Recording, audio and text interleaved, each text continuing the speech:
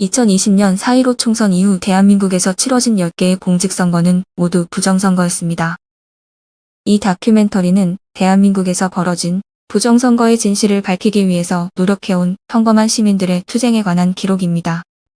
미국을 비롯한 많은 나라에서 부정선거가 일어났다는 사실은 공공연한 비밀입니다. 그런데 대한민국에서 특히 주목할 만한 것은 부정선거를 특정 정당이 기획하고 국가기관이 실행하고 대법원이 이러한 범죄를 덮어줬다는 사실, 특히 고도의 IT가 이러한 선거 범죄에 사용되었다는 사실입니다. 그동안 대한민국의 일반 국민들이 밝혀낸 부정선거의 시나리오는 다음과 같습니다. 민주당이 선거의 청사진을 기획하고 이 청사진에 따라 선관위 서버에서 운영되는 시뮬레이션 소프트웨어가 투표수를 부풀립니다. 실제로 투표수는 여러 가지 방법에 의해 부풀리게 되는데 전자개표기를 사용하거나 가짜 투표지를 만들어 집어넣거나 아예 투표함을 바꿔치기 하기도 합니다. 이후 후보자가 재검표를 신청하면 대법원은 이러한 재검표를 무력화시킴으로써 선거범죄를 덮어줍니다. 물론 이러한 가설은 수사기관이 선관위 서버와 컴퓨터 기기를 압수수색하여 디지털 포렌식을 해야만 확실하게 입증될 수 있습니다. 하지만 그동안 국민들이 투개표와 재검표 현장에서 모은 증거들을 종합하여 가장 설득력 있는 부정선거의 시나리오를 재구성했습니다. 앞으로 영상에서 이러한 부정선거의 가설과 이를 뒷받침하는 증거들을 제시해드리겠습니다.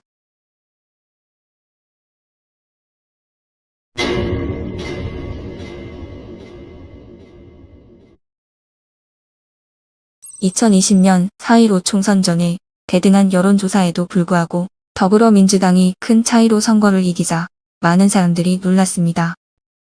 현행 공직선거법에 의하면 유권자는 당일 투표 또는 2일간의 사전투표를 선택하여 투표할 수 있습니다. 그런데 당일 투표일을 법정 공휴일로 지정했음에도 불구하고 사전투표일을 따로 지정하는 것은 부정선거를 위한 것이 아닌가라고 많은 사람들이 의심하고 있습니다. 2020년 4.15 총선 다음날 아침 더불어민주당 전략기획위원장 이근영은 본인의 SNS 계정에 다음과 같은 표를 올렸는데 그 표에는 163이라는 숫자가 적혀 있었고 이근영은 자신들이 선거 결과를 정확히 예측했다고 자랑했습니다. 사실상 163은 4.15 총선에서 더불어민주당이 승리한 전체 지역구 의석수와 정확히 일치했고 더 나아가 이 표는 전국의 각각 다른 선거 지역에서 더불어민주당이 획득한 상세 지역구 의석수까지도 정확히 보여주고 있었습니다. 또한 이 표의 제목에는 사전투표 보정값이라고 적혀 있었는데 이것을 본 사람들은 2020년 총선이 미리 기획되었고 이 표가 그 부정선거의 청사진이 아닌가 하는 의구심을 품게 되었습니다. SNS 여론이 선거의 정당성에 대한 의구심으로 들끓자 이근영은 이 포스팅을 삭제했습니다. 더불어민주당이 선거를 미리 기획한다는 증거는 최근에 있었던 2024년 4.10 총선에도 나타났습니다. 동아일보는 더불어민주당이 총선에서 총투표율 71.3%, 사전투표율 31.3%를 목표로 하고 있다고 보도했습니다.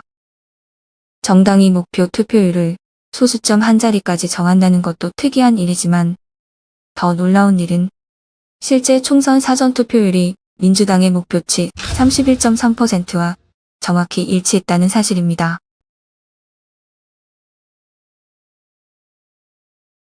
이 지점에서 여러분은 2020년 4.15 총선에서 더불어민주당 전략기획위원장 이근영이 자신의 SNS에 올렸다가 논란이 일자 삭제해버린 선거 청사진을 떠올리실지도 모릅니다. 어떻게 더불어민주당은 선거 전에 미리 지역구 의석수와 사전투표율을 정확히 예측할 수 있었을까요? 그리고 사전투표 보정값은 무엇을 의미하는 걸까요? 사전투표 보정값에 대한 우리의 가설은 이렇습니다.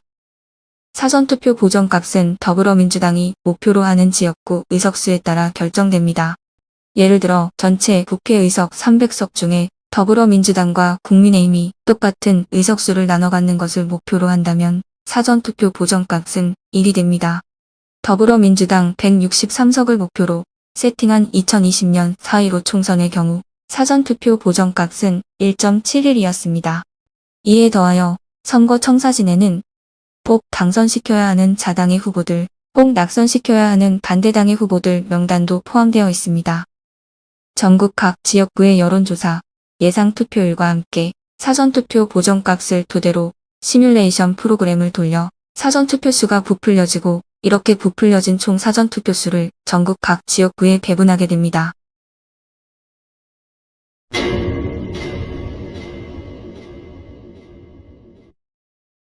더불어민주당에 의해 기획된 선거 시뮬레이션 청사진은 중앙선거관리위원회에 의해 실행됩니다. 이들은 부정선거의 공모자들로 선거 청사진을 기반으로 사전투표수를 부풀리고 가짜 투표수를 만들어냅니다. 당일 투표는 상대적으로 조작하는데 시간이 충분치 않으므로 주로 사전투표를 활용합니다. 이렇게 부풀려진 사전투표는 통계로는 설명이 불가능한 이상한 숫자들을 만들어내게 되는데요. 선관위는 이러한 숫자들을 선거 결과라고 발표하는 것입니다. 관내 당일이 일어날 여기 선거, 이번 4.15 선거가 일어날 확률을 계산해 보면 몇 경분이 이래. 이 선거판은 도저히 이 세상에 존재하지 않는 선거 결과라는 게. 2020년 선거를 통계 분석한 저서 비밀지령 E- 무한대승의 저자 허병기 교수는 그 결과를 2016년 선거 결과와 비교했습니다. 그래프에서 X축은 사전투표와 당일투표 득표율의 차이, Y축은 지역구의 수를 나타냅니다.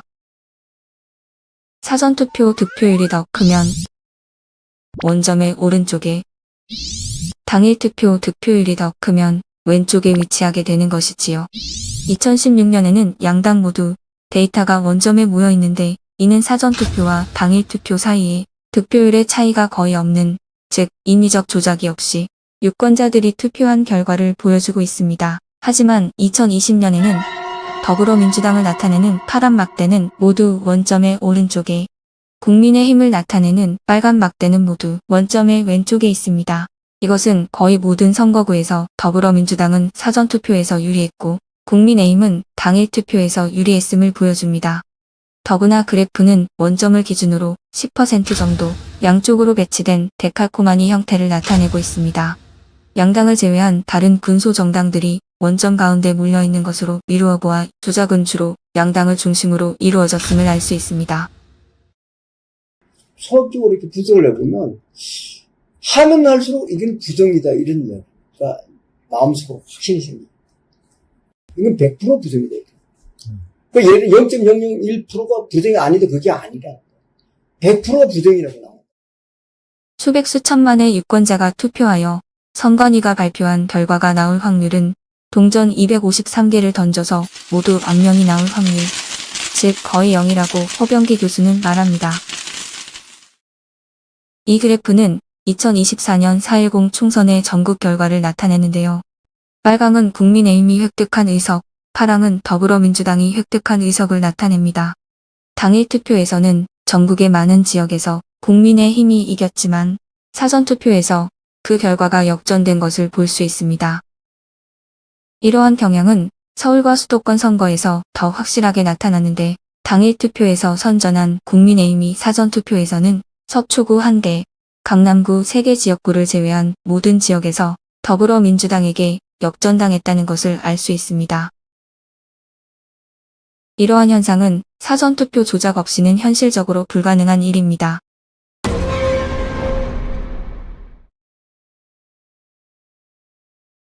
(2020년) 4.15 총선에서 많은 개표 참관인들은 국민의힘이 당일 투표에서 이기다가 밤늦게 사전투표함이 열리면서 결과가 뒤집혔다고 증언합니다. 여러분은 2020년 미국 대선 당일 밤늦게까지 모든 경합주에서 이기고 있던 트럼프가 다음날 새벽에 도착해서 열린 우편 투표함에서 바이든에게 몰표가 나오는 바람에 역전되며 결국 바이든의 승리로 끝났던 일을 기억하실 것입니다. 2024년 4.10 총선 직후 선관위는 유권자 의식조사라는 설문에서 투표를 마친 응답자가 사전 또는 당일 투표 중 어느 것을 했는지를 물었는데 응답자의 38%가 사전 투표를 했다고 답했습니다. 그러나 선관위가 발표한 선거 결과는 총 투표수의 47%가 사전 투표로 나타나 투표자가 실제로 답한 사전 투표수보다 선관위가 발표한 사전 투표수가 9% 더 많이 나왔습니다. 9%는 약 426만 표에 해당합니다. 이 설문은 선관위가 실시했으므로 선관위는 이러한 차이가 발생한 이유를 설명해야 합니다. 이러한 9% 차이는 선관위가 사전투표자 수를 부풀렸기 때문에 발생했다고 많은 국민들이 의심하고 있습니다. 당일 투표와는 다르게 사전투표의 경우 법적으로 인쇄된 투표자 명부가 없어도 되기 때문에 누구나 사전투표소에 가서 투표할 수 있습니다. 더구나 선관위에서는 투표소에 설치된 CCTV를 모두 가리도록 지시하고 있기 때문에 사전투표자 수를 세는 것도 여러 투표소를 돌아다니며 중복투표나 대리투표 같은 불법 행위를 하는 것을 적발해내는 것도 불가능합니다. 한마디로 사전투표의 경우 투표자 수를 마음대로 부풀리는 것이 가능하다는 의미입니다. 사전투표 수를 부풀리는 데는 선관위 서버에 프로그램되어 있는 시뮬레이션 소프트웨어가 사용됩니다. 투표자 수를 검증하지 못하는 투표 시스템에 대하여 일론 머스크는 다음과 같이 말합니다.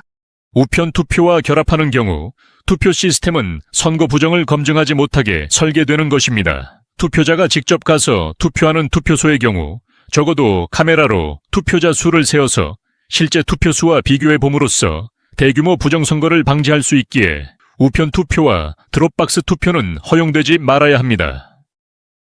최근 행해진 2024년 4.10 총선에서 컴퓨터를 이용한 부정선거의 많은 증거들이 나타났습니다. 사전에 세팅한 목표 투표율을 실수로 언론에 말해버린 것이 그들의 발목을 잡게 된 셈이지요. 이 선거에서 더불어민주당은 선거 전 시뮬레이션을 통해 총 투표율 목표치를 71.3%로 세팅해 놓았지만 실제로 당일 투표율은 목표치에 못 미치는 67%에 그치게 되었습니다. 따라서 선관위 서버에 미리 세팅해 놓은 투표수와 실제 유권자가 투표한 투표수 사이에는 차이가 나게 되었지요. 따라서 선관위 서버 시뮬레이션 프로그램은 당일 투표자 수를 실제 투표자 수에 맞춰 실시간으로 조정하는 작업을 하게 됩니다.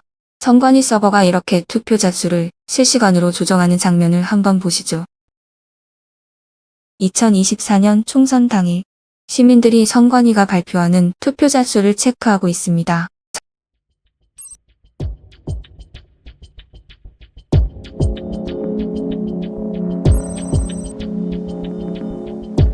놀랍게도 선거 당일 여러 시점에서 숫자가 감소합니다.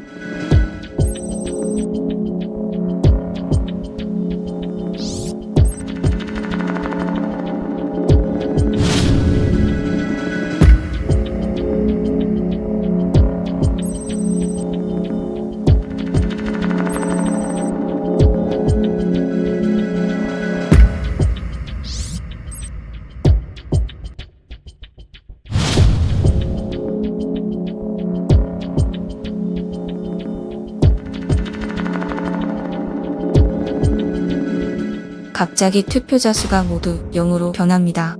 그러다가 투표자 수가 한동안 변하지 않고 멈춰 있습니다.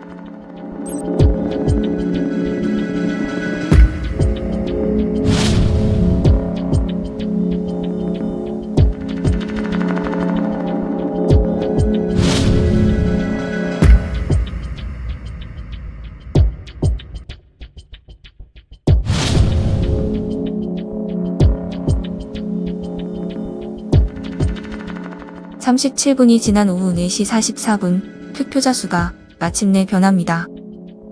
그런데 증가하는 게 아니라 오히려 1300만 표에서 470만 표로 현저하게 감소합니다. 그리고 나서 다시 늘더니 810만에서 1300만까지 증가합니다. 그리고 투표자 수의 미세 조정은 투표가 마감된 후에도 계속됩니다.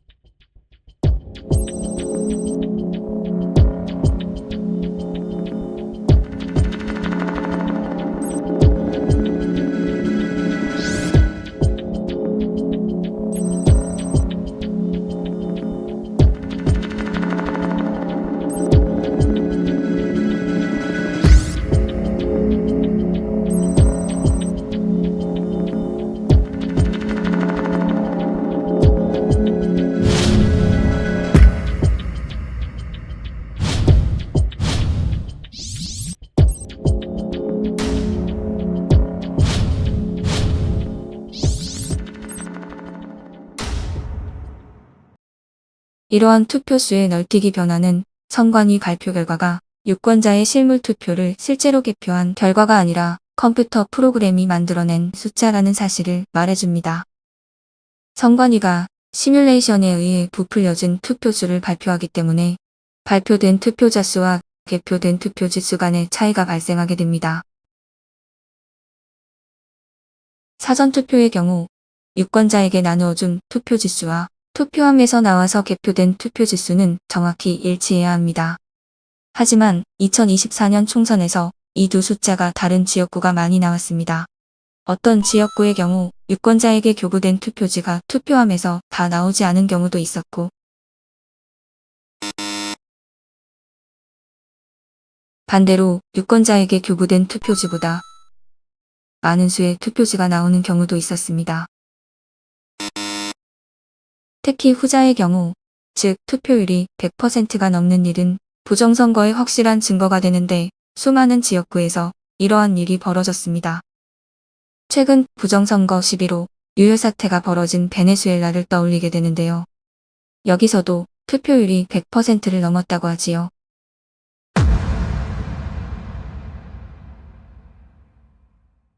그럼 부정선거는 어떤 수법으로 자행됐을까요? 첫째, 전자개표기를 사용하여 투표수를 조작합니다. 다음은 한 지역구에서 투표된 수백 개의 투표지들이 전자개표기를 통과하면서 스캔되는 장면인데요. 이렇게 무작위로 기표가 왔다 갔다 해야 정상입니다. 하지만 지금 스캔되는 투표지들은 모두 민주당 후보에게 고정되어 있습니다.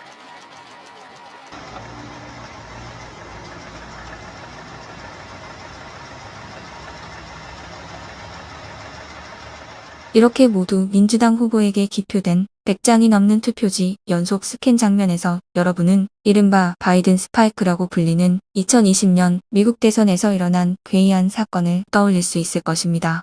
2020년 미국 대선 당일 경합주인 위스콘신과 미시간에서 자정 무렵 중단되었던 개표가 다음날 새벽 4시와 6시 사이에 다시 재개되면서 갑작스럽게 바이든의 득표수가 치솟는 이상급등 현상이 목격되었습니다. 이렇게 한국과 미국에서 일어난 비슷한 사건은 통계 법칙을 거스르는 것으로 선거 조작이 아니면 설명이 불가능한 일입니다. 이것은 이미 분류된 표를 재확인하는 장면도 아닙니다. 개표 매뉴얼에는 투표수 부풀리기 방지를 위해 이미 개표기를 통과해 분류된 투표지들을 중복하여 개표기에 통과시키지 말라는 경고문까지 적혀 있습니다.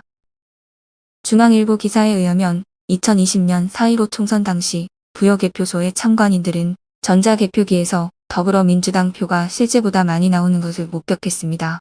그들의 항의에 못 이겨 개표사무원이 전자개표기에 연결된 노트북을 재가동했더니 민주당과 국민의힘 전신인 미래통합당 후보 간의 결과가 뒤바뀌었습니다. 이러한 현상이 부여 개표소의 여러 전자개표기에서 발생한 결과 당선자가 민주당에서 통합당 후보로 바뀌게 되었습니다. 또한 선관위 컴퓨터에 의해 조작된 목표 득표수에 맞춰 만들어진 위조 투표지들이 투표함에 투입되기도 합니다. 개표사무원이 측면이 붙은 일명 자석 투표지를 떼어내고 있는 장면입니다. 투표자들이 각각 따로 투표함에 넣은 투표지들이 어떻게 이렇게 붙어서 나올 수 있을까요? 이에 대해 선관위 측은 정전기로 인해 붙었다는 말도 안 되는 궤변을 늘어놓았습니다. 그리고 개표소에서는 이렇게 은행 신권 다발처럼 빳빳한 투표지들도 나왔습니다. 투표소와 개표소에서 수많은 사람들의 손을 거친 투표지들이 어떻게 이렇게 빳빳한 상태일 수 있을까요? 선관위는 투표 조작뿐만 아니라 여론 조작을 통해 조작된 선거 결과를 대중이 자연스럽게 받아들이도록 만드는 데 관여한다고 의심받고 있습니다. 사전투표지의 QR코드는 투표를 한 유권자를 식별하고 투표지가 전자개표기를 통과하면서 어떤 유권자가 어떤 후보와 정당에 투표했는지에 대한 정보가 선관위 데이터베이스에 기록되므로 유권자의 투표 성향에 대한 정보에 선관위가 접근할 수 있게 됩니다. 물론 이러한 것은 헌법의 비밀투표 원칙에 위배됩니다. 선관위는 이런 비밀 정보를 여론조사 업체에 제공하는 과정에서 여론을 원하는 방향으로 조작해왔다는 의심을 오랫동안 받아왔지만 이러한 혐의에 대한 사정기관의 조사는 제대로 이루어지지 않고 있습니다.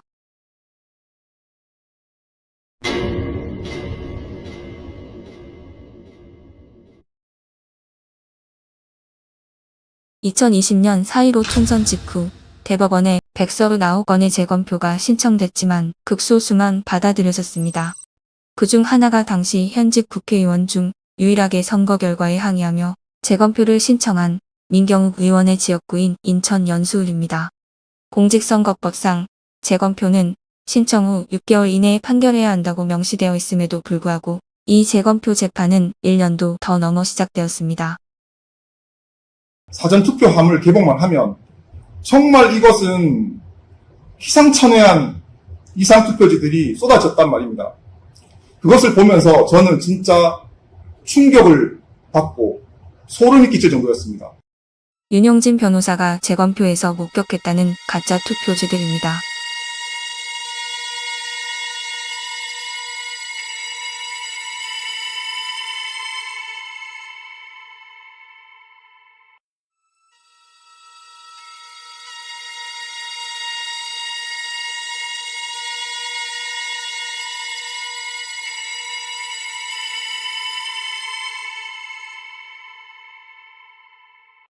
그리고 앞에서 보여드린 개표장의 빳빳한 신권다발 투표지들은 재검표 현장에서도 대량 쏟아져 나왔습니다. 신권 투표지에 대한 선관위의 해명 동영상을 함께 보시죠. 일반 종이와 달리 투표지 분류 시 종이가 걸리는 것을 방지하기 위해 종이가 접힌 후 원 상태로 회복하는 기능이 적용된 특수 재질을 사용하고 있습니다.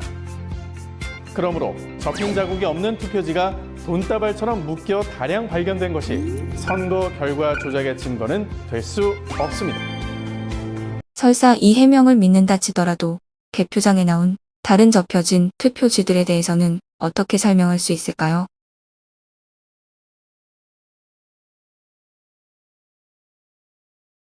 투표관리관 도장에는 이름과 투표소가 정확히 찍혀 나와야 정상입니다. 하지만 인천 연수울 재검표에서는 이렇게 형태를 인식할 수 없이 뭉개진 투표지가 한 개 투표소 전체 1974장 중 절반이 넘는 1000장 이상 나왔습니다.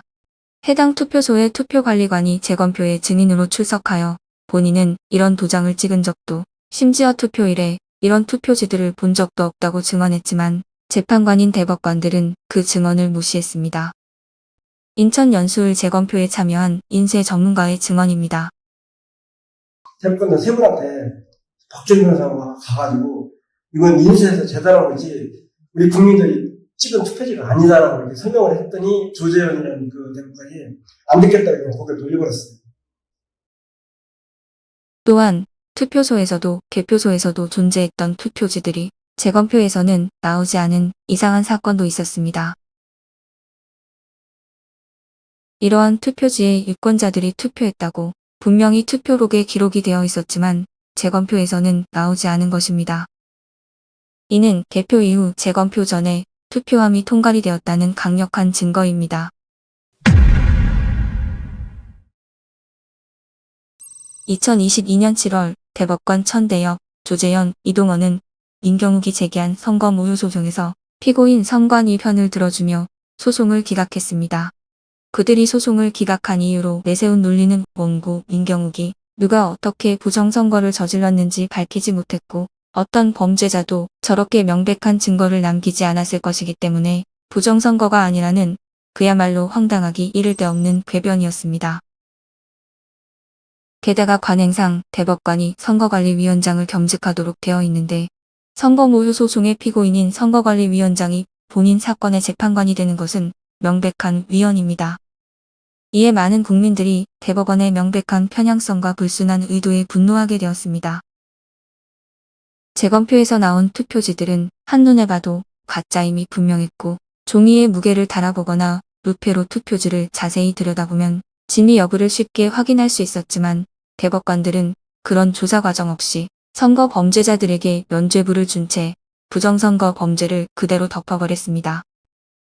투표자들이 던진 투표지를 모두 다 파쇄 내지 소각 처리하고 인쇄소에 새로 만든 투표지들을 투입해가지고 법원에 제출했기 때문에 빳빳한 신권다발 투표지라든지 배춧잎 사전투표지라는 이런 부정투표지가 나온 거 아닙니까?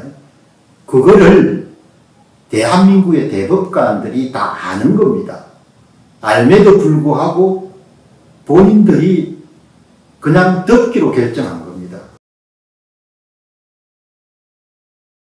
대법관들이 부정선거를 은폐하는 데 공모했다는 가장 확실한 증거는 그들이 비례대표 재검표를 거부했다는 사실입니다. 비례대표 선거는 특정 후보자가 아니라 선호하는 정당에 투표하는 것입니다. 재검표 신청 후 180일 이내에 재판을 끝내야 하는 선거법에도 불구하고 국민혁명당이 제기한 비례대표 재검표 소송은 대법원이 3년이나 지연시켰습니다. 심지어 재판관 민유숙 대법관은 증거로 보존된 비례대표 투표함을 열어보지도 않고 소송을 기각해버렸습니다.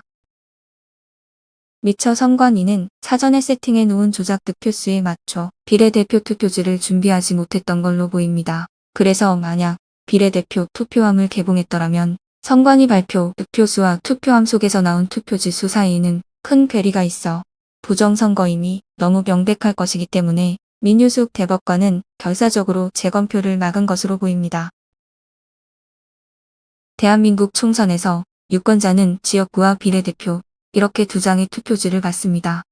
비례대표 투표는 유권자가 선호하는 정당에 투표하는 것인데 선관위가 부정선거에 사용한 시뮬레이션 프로그램은 지역구 투표수를 계산하기 때문에 여기에 비례대표 투표수를 맞춰야 합니다. 2024년 총선에서 지역구 무효투표는 40만 표 정도였는데 비례대표 무효투표는 지역구의 3배도 넘는 약 130만 표가 나왔습니다. 선관위는 지역구의 경우 가짜 투표지를 만들어 투입했지만 시간과 기술적인 제약으로 인해 비례대표의 경우에는 무효표를 사용하여 투표지 수를 맞춰놓았던 걸로 보입니다. 2024년 비례대표 무효표는 역대 최대인 131만 표였고 개표에 참관했던 많은 참관인들이 기표하지 않은 빈 투표지들이 무더기로 쏟아져 나왔다고 증언한 것이 이 가설을 뒷받침해줍니다. 2024년 총선 이후 대법원에 제기된 재검표 소송을 위한 증거보전 신청은 사법부에 의해 모두 기각되었습니다. 이는 앞으로 이 나라에서 선거를 법적으로 사후 검증하는 일은 불가능해졌다는 것을 의미합니다.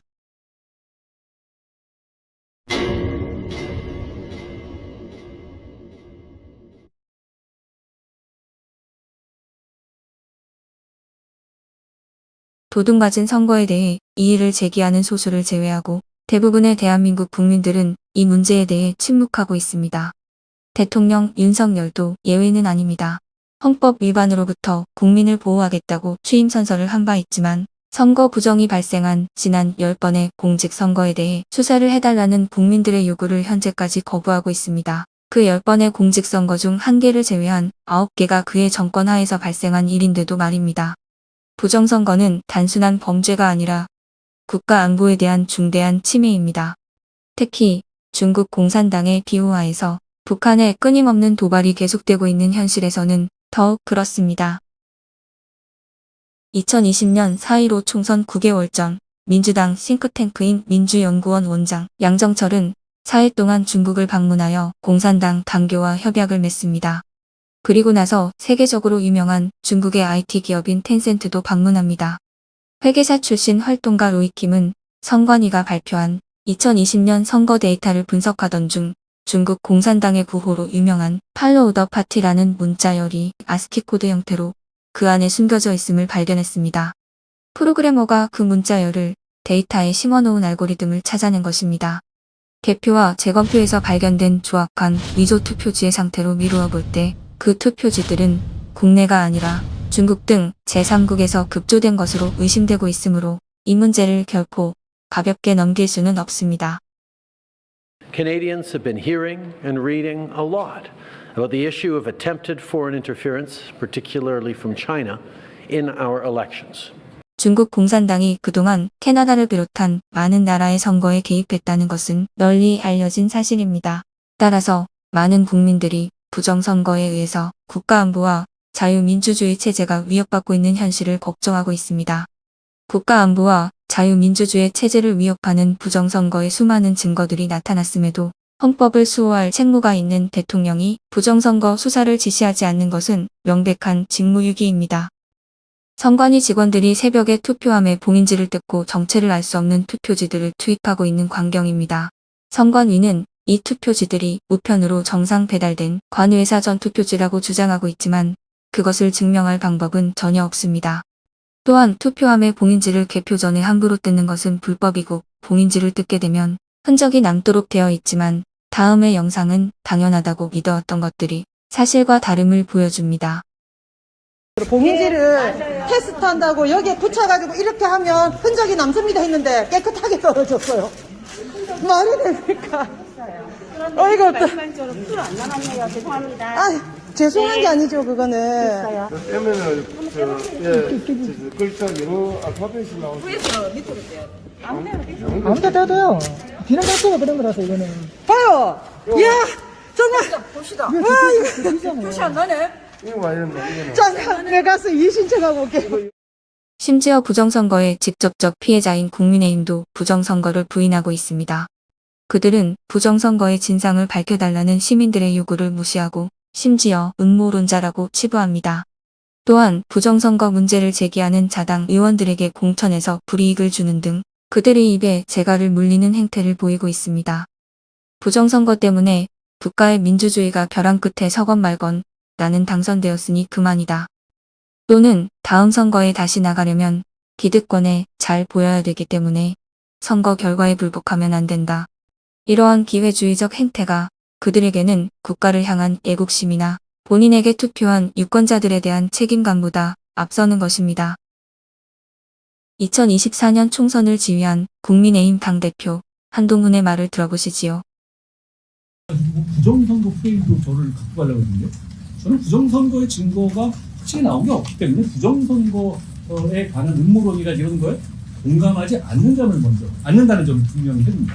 다만 선거는 언론도 부정선거의 공범입니다.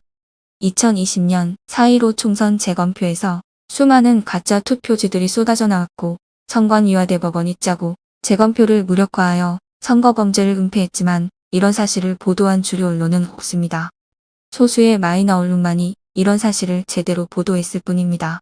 2020년 4.15 총선 이후 많은 시민단체들이 선관위의 부정선거 범죄를 경찰, 검찰 등 수사기관에 고발했지만 제대로 수사나 기소가 이루어진 적은 한 번도 없습니다. 정부 고위직으로부터 대학 교수에 이르기까지 대한민국 여론을 주도하는 기득권에 속하는 사람들은 부정선거 문제를 거론하는 것을 꺼려하고 있습니다. 이 다큐멘터리에서 보여드린 대로 부인할 수 없는 명백한 증거들이 쏟아져 나왔음에도 불구하고 그들은 이 문제에 대해 침묵하고 있습니다. 이것은 그들이 그들만의 사적 이익을 국가를 위한 공적 이익보다 우선시하는 비겁한 침묵을 선택했다는 뜻입니다. 마틴 루터킹 목사는 말합니다. 궁극의 비극이란 악한 사람들이 저지르는 억압과 잔인함이 아니라 선한 사람들이 그러한 일들을 못 본 척하고 침묵하는 것이다. 우리는 이 다큐멘터리를 본 대한민국 국민들에게 묻고 싶습니다. 무너지고 있는 우리나라의 자유민주주의를 회복하기 위해 침묵과 저항 중 여러분은 어느 쪽을 선택하시겠습니까?